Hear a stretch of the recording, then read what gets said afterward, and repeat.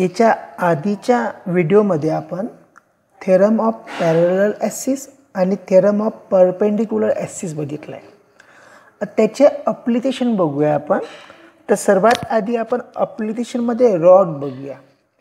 तर माझा जो आजचा आपला या व्हिडिओचा टॉपिक आहे तो आहे moment of inertia, that is moment of inertia of thin uniform rod. बरोबर. आणि त्याच्यामध्ये आपण असं विचार करू the moment of inertia of thin uniform rod about an axis passing through the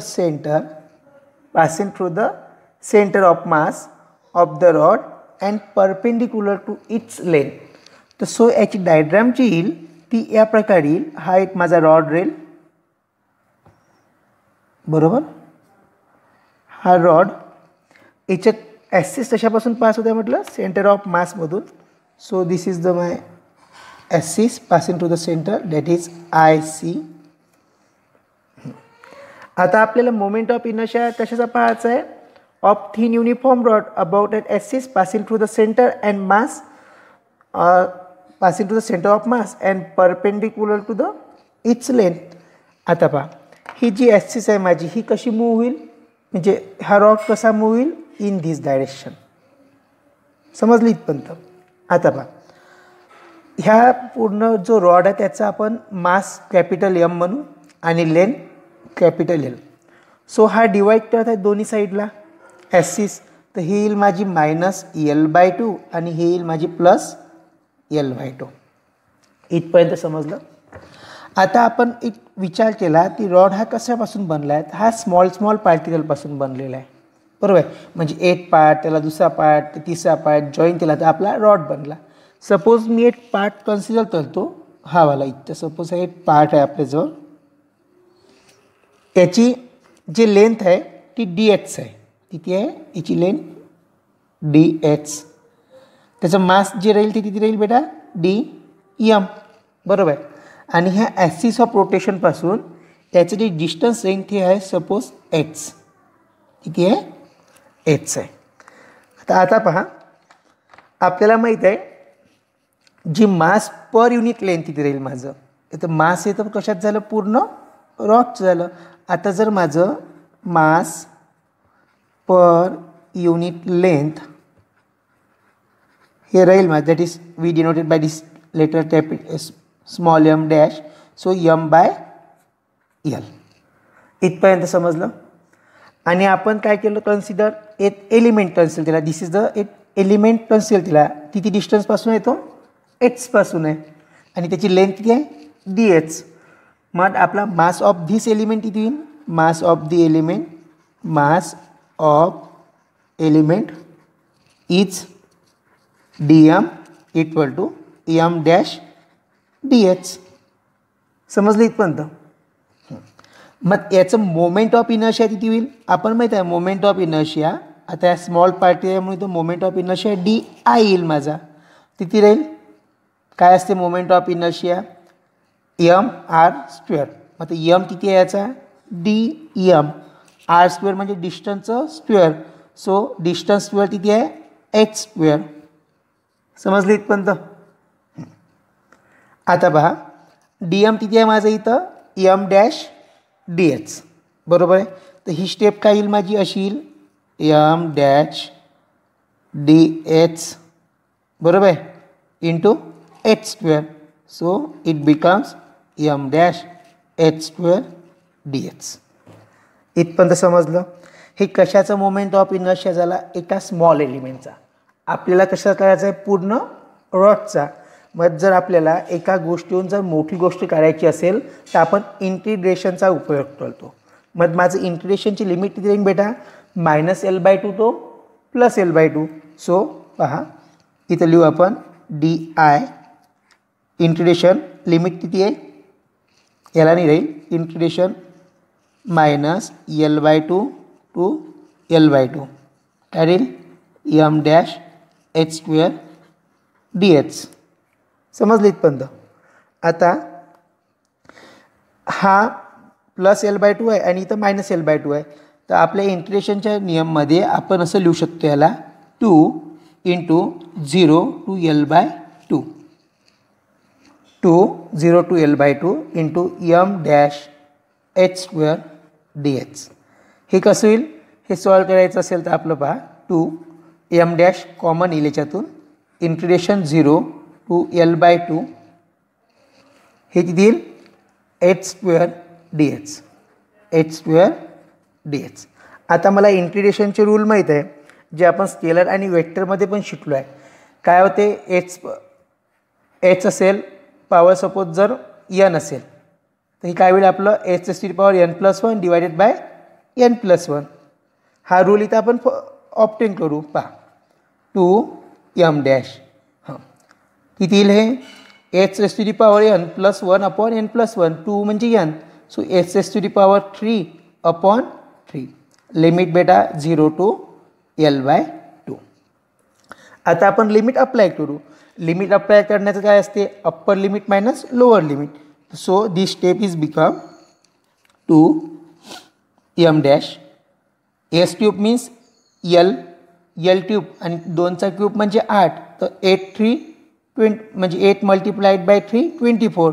so काय येईल इथं L cube upon 24 minus 0. So मी 0 ते लिहत नाही. पहा समजले इथपर्यंत. आता एम डॅश काय असते, मास पर युनिट लेंथ. किती आहे इथं M by L. So this step is become 2 M upon L in bracket L cube upon 24. आता बा एल एल 1 एल इथं एल गेला कॅन्सल, काय येईल माझ्यापाशी फक्त 2 एम एल स्क्वेअर बाय 24 है. 2 1 जा 2, तिचा भाग दिला तर इथं 24 येईल आपला 12चा. So M L square by 12. So the moment of inertia of thin uniform rod about an axis passing through the center and perpendicular to the length of the rod तिथे राहील आपला M L square by 12 I C equal to M L square by 12. म्हणजे याच्यानंतर आपण जेव्हा समोर पाहू आपण थिन युनिफॉर्म रॉड आणि जेव्हा आपल्याला माहीत राहील about an axis passing to the centre of mass then I C moment of inertia about the centre of mass तिथे राहील आपला नेहमी एम एल स्क्वेअर बाय 12.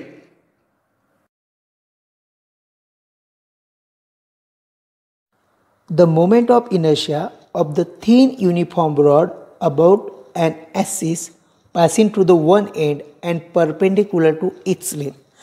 आता आपण याचं एक्सप्रेशन बघूया. तर याचं म्हणणं काय आहे, the moment of thin uniform rod about an axis passing to the one end and the perpendicular to its length. पहा याची डायग्राम जी येईल ती या टाईपची येईल. हा एक माझा रॉड राहील लाईक दिस. कशामध्ये सेंटरमधून ॲक्सिस पास होईल माझी या प्रकारचीचं आय सी आणि यांनी काय म्हटलं through one end and perpendicular to its length. तर यामध्ये एक axis to the its one end जे राहील ती या टाईपची ते ॲक्सिस येईल अशी. समजलं, म्हणजे हे राहील आपली axis through it's one end आणि हे काय राहील axis through centre, axis through centre. पहा आता याची जर लेंथ एल असेल तर याची लेंथ किती राहील, हाफ राहील त्याच्या. दिस लेंथ इज एल बाय 2. पहा आपण जो थेरम पाहिला होता थेरम ऑफ पॅरलल ॲक्सिस त्यामध्ये पण अशीच डायग्राम येत होती. मग जर मी इथं थेरम ऑफ पॅरलल ॲक्सिस जर लावला म्हणजे according to theorem of parallel axis, according to theorem of parallel axis काय येईल बेटा माझा थेरम ऑफ पॅरलल ॲक्सिस. मला माहीत आहे काय होता माझा तो I naught equal to I C plus M H square where H is the H काय होतं axis to the one end आणि ॲक्सिस टू द सेंटर यामधलं डिस्टन्स. पहा I naught as it is. आपल्याला माहित आहे the moment of inertia of thin uniform rod जर सेंटरमधून जर पास होत असेल तर तो असतो ml²/12 ml²/12 याच्या आधी आपण बघितलं आहे बरोबर प्लस एच किती आहे L/2 सो L/2चा स्क्वेअर समजलं इथपर्यंत. आता पहा ml² as it is plus L² 2चा स्क्वेअर 4 किती येईल बेटा हे येईल आपलं सरळ सरळ जर मी याला केलं बा 4ml² प्लस 12ml² 12 48 तर हे येईल माझं 16ml² अपॉन 48 सो म्हणजे 16चा जर आपण भाग कोडला तर किती येईल 48 सो ml²/3 म्हणजे जर आपल्याला जर moment of inertia of thin uniform rod about at axis passing through one end and perpendicular to its length राहील तर हे जे ml²/3 राहील हे माझं रिक्वायर काय राहील require equation it is require equation.